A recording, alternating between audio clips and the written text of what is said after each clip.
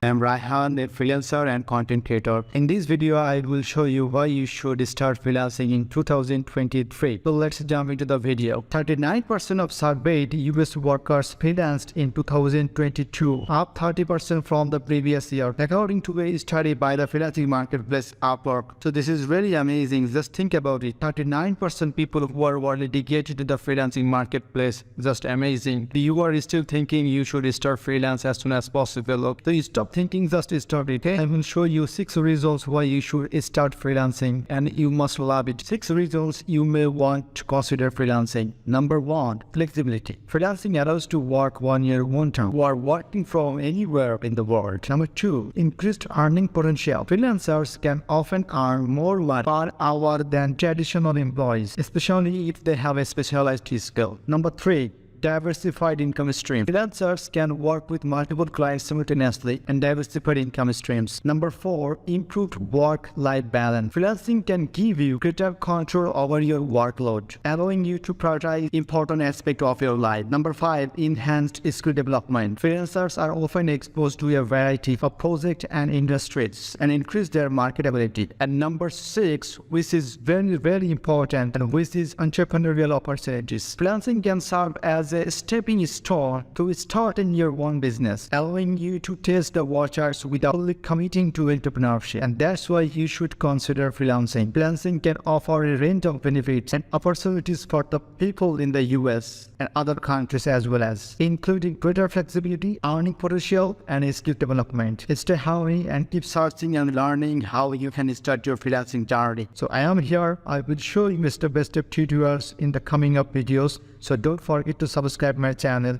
So stay tuned. Have a good day. Tata, bye bye.